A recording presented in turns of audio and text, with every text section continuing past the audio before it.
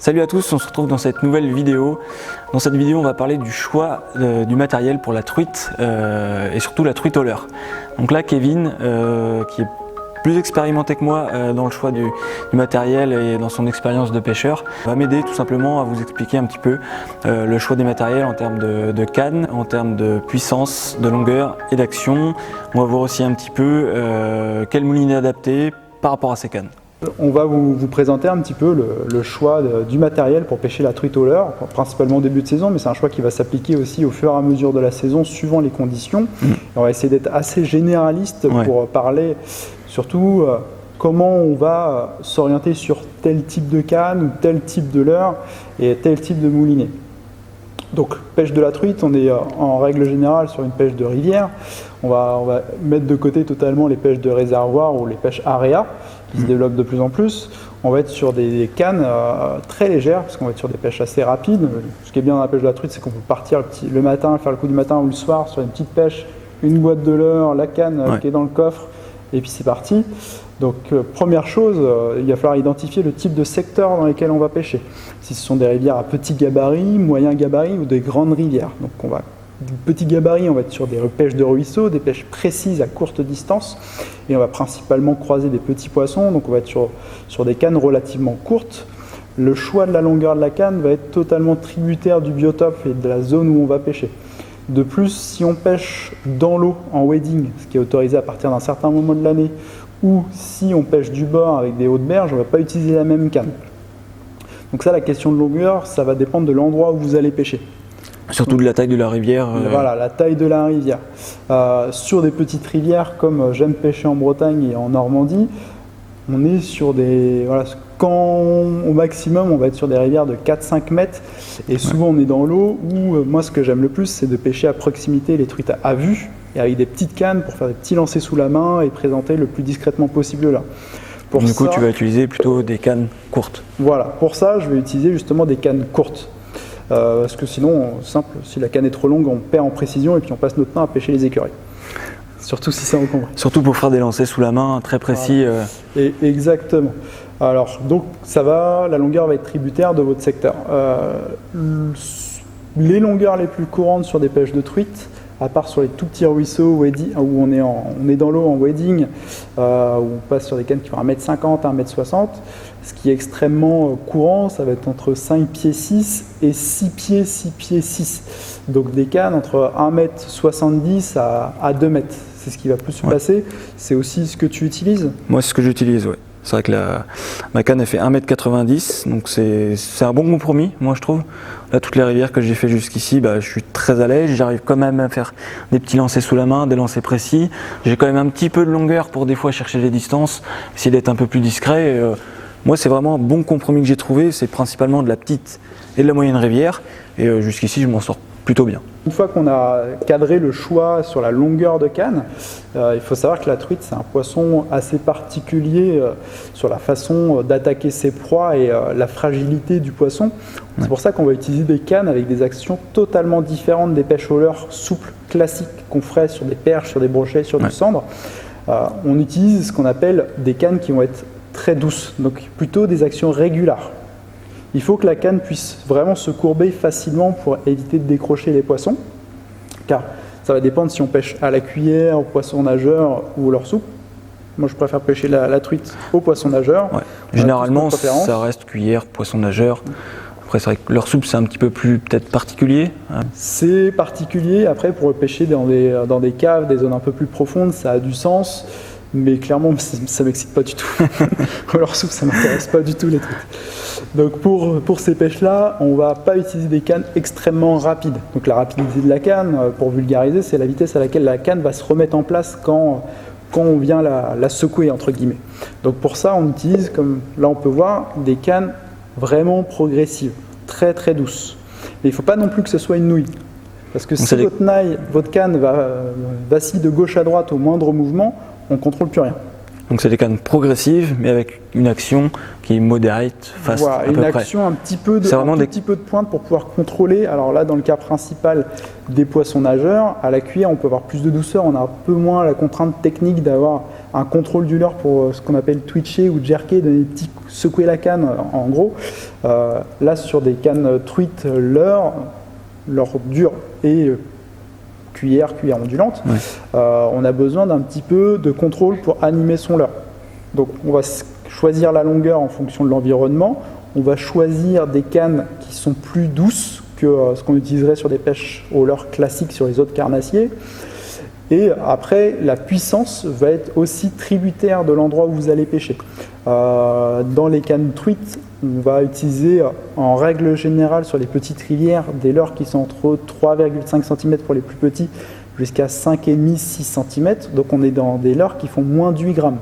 Donc il n'y a aucun sens d'utiliser des 10-30 grammes ou des 5,25 pour pêcher les truites en petite rivière. Après, ça va dépendre des gabarits. Sur des grandes rivières, dans le sud-ouest, voilà, qu'on peut avoir dans les zones montagneuses, là on va utiliser des leurres bien plus gros, des cannes plus fortes et des cannes plus longues parce qu'on a des biotopes qui créent et qui produisent des grosses truites et qui vont manger des belles proies et en fait on ne va pas du tout cibler les mêmes poissons, surtout en termes de taille. Donc de manière générale, ça va être de 8 grammes, 3-10 grammes, entre 1,60 m et 2 m voilà, maximum. Faire plaisir, dans les petites et moyennes rivières, moins de 2 mètres, toujours dans les petites moyennes rivières, et jusqu'à 10 grammes de puissance, de 8, 3-10 grammes, c'est particulièrement adapté. Après, quand on va passer sur des plus gros gabarits de rivière, on va passer sur des cannes dans les 2,10 m, 2,20 m et jusqu'à 15 ou 20 grammes de puissance sur des pêches avec des gros courants et des gros poissons. Et là, au-delà. Et là, comme tu disais tout à l'heure, il faut faire attention, c'est vraiment des cannes qui restent spécifiques pour la truite. C'est-à-dire que ça va être une action totalement différente d'une 3-10 grammes qui va être, elle, spécifique pour le carnassier, par exemple pour la perche. Une 3-10 grammes, ça va être une action hyper fast, ça va être très raide pour le leurre souple. Mais là, pour la truite, voilà, ça ne sera pas adapté. Il faut vraiment des cannes qui restent beaucoup plus souples et beaucoup plus douces, en fait, plus progressives. Voilà, quand on fait le choix de partir sur une canne pêche truite, on s'oriente sur une canne avec une action particulière. Ça ne veut pas dire que vous ne pouvez pas vous en servir pour aller pêcher les perches ou les chevennes, parce que c'est vraiment fun. Ouais. Et puis c'est ce que je fais. Des cannes qui sont hyper rondes, enfin on s'amuse. C'est ce que je fais cet été, ouais. Très rapidement. Ouais. Et c'est ça qui est drôle.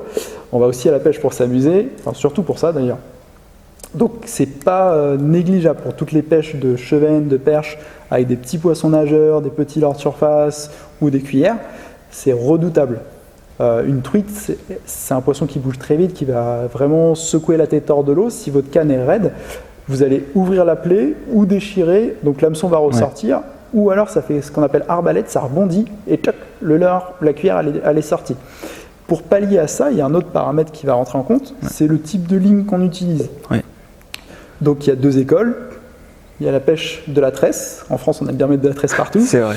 Et il y a la pêche en nylon. Moi, clairement, pour pêcher la truite, vu que je pêche des zones qui tiennent principalement des petits poissons et des poissons de taille moyenne, il n'y a aucun sens d'aller mettre de la tresse, c'est trop raide.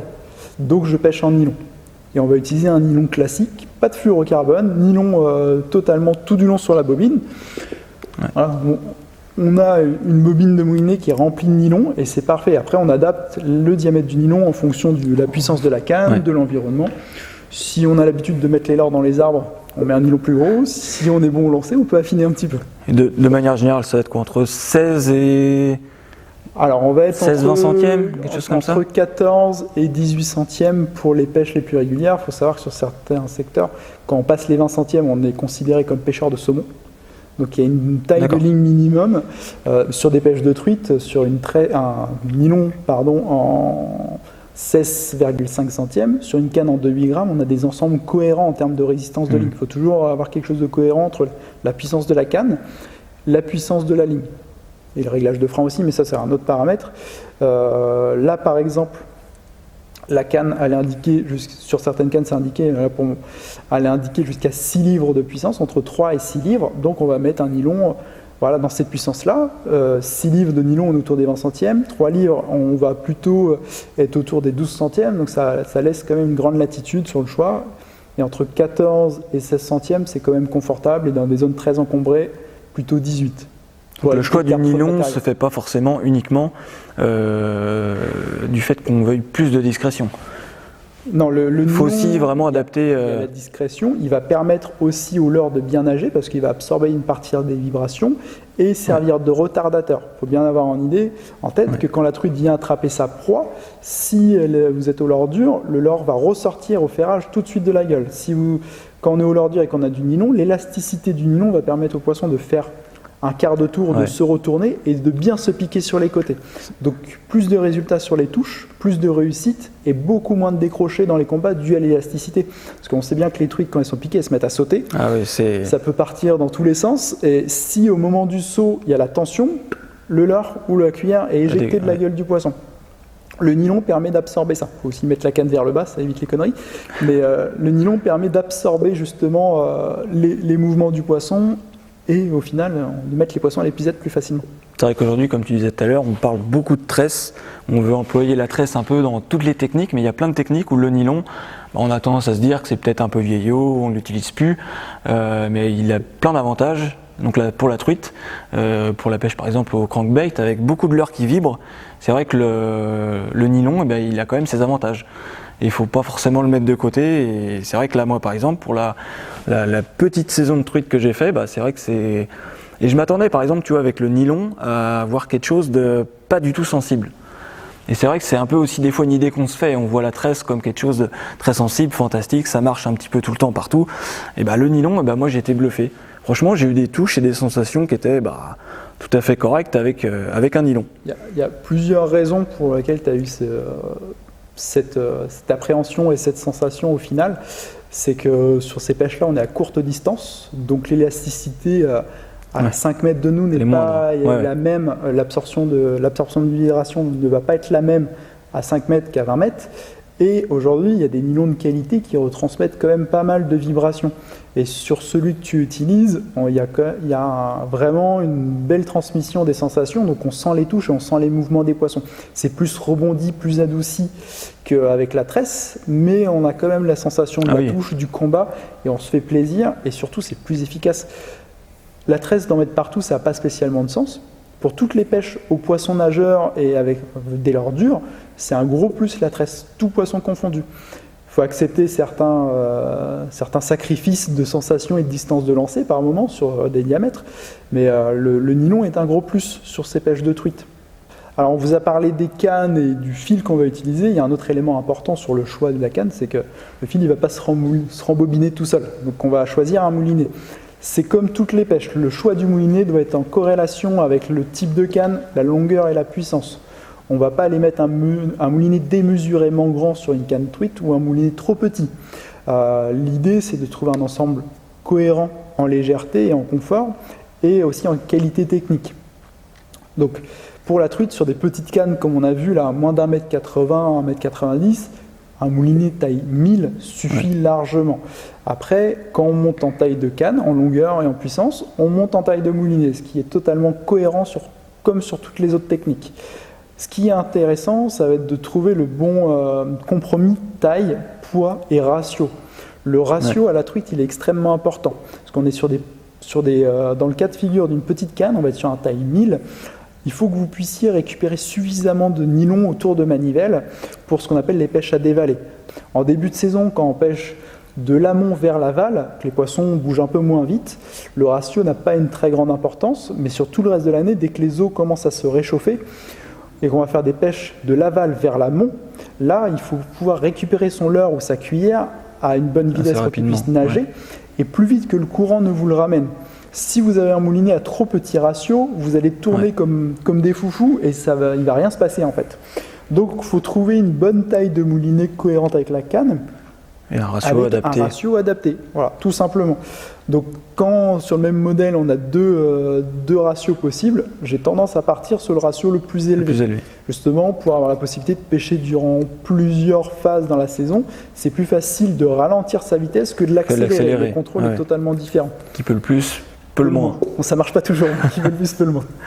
Et donc d'ordre général, des moulinets avec un ratio plutôt rapide. Voilà, après ça dépend du type de moulinet et Ouais. du taille, la taille, le ratio. Alors quand on parle de ratio, donc c'est par rapport à la quantité de fil qui va être récupéré autour de manivelle. Pour parler en centimètres, sur un taille 1000, on va éviter sur les pêches de truite des moulinets qui récupèrent moins de 50 cm par tour de manivelle. 50 cm par tour de manivelle, c'est très très peu. On va essayer, c'est assez rare, il y en a peu de moulinets comme ça sur le marché, mais de dépasser les 70-75 déjà pour un taille 1000. Histoire d'avoir une bonne récupération quand même sur un tout petit moulinet. Après, sur les tailles 2005, des gros ratios, c'est beaucoup plus régulier plus courant. parce que les bobines sont plus larges. Ouais. C'est plus uniquement pour facile cette raison. Voilà. techniquement à faire sur un moulinet plus C'est gros. exactement ça. D'accord. Ce qui est extrêmement important, les axes, c'est une canne avec une pointe douce pour pouvoir vraiment amortir le combat, un grammage léger et adapté par rapport un grammage de canne vraiment adapté par rapport au leurre que vous avez utilisé en fonction de la zone, et un nylon adapté. Souvent sur les cannes, la puissance de ligne acceptée par la canne est indiquée dessus. C'est pas toujours le cas, mais c'est régulier. Et après, un moulinet adapté. Donc déjà là, ça laisse une bonne idée globale du matériel à employer pour la truite. J'en avais parlé un tout petit peu lors de ma première vidéo pour l'ouverture truite. Là, on a vu un petit peu plus en détail. Donc de manière générale, ça va être des cannes déjà d'action adaptées à la pêche de la truite, donc qui ont tendance à être un petit peu plus paraboliques, beaucoup plus douces, plus souples pour amortir les coups de tête. De manière générale, entre 1m60 et 1m90 pour de la petite moyenne rivière. Des moulinets adaptés forcément à la canne. Donc sur des cannes de 1m90, on va aller jusqu'à taille 1000 et puis on va augmenter selon la taille des cannes et surtout des leurres qu'on va utiliser. Et derrière, forcément, un petit nylon adapté, ça vous fait un bel ensemble, surtout équilibré et homogène. Et là déjà, vous avez toutes les armes nécessaires pour vraiment aller chercher la truite, éviter les décrochés et puis surtout voilà, avoir des sensations et se faire plaisir. Donc là, on a vu toutes les caractéristiques d'un ensemble à truite, donc dans le choix de la canne, de l'action, du nylon et du moulinet. Donc un ensemble adapté et homogène, voilà, ça va vous permettre d'avoir toutes les armes nécessaires pour aller chercher la truite et surtout vous faire plaisir tout au long de cette saison. Donc j'espère que cette première vidéo sur l'ensemble canne, moulinet et nylon vous aura plu. La semaine prochaine, il y aura une nouvelle vidéo où on va vraiment parler uniquement des leurres, quand les employer, quel style de leurre peuvent être utilisés pour la truite, à quelle saison et dans quelles conditions les utiliser. Comme d'habitude, n'hésitez pas à lâcher le petit like si cette vidéo vous a plu, un commentaire dans l'espace juste en dessous et surtout n'hésitez pas à vous abonner si ce n'est pas déjà fait. C'était François pour Fishing Road. Salut!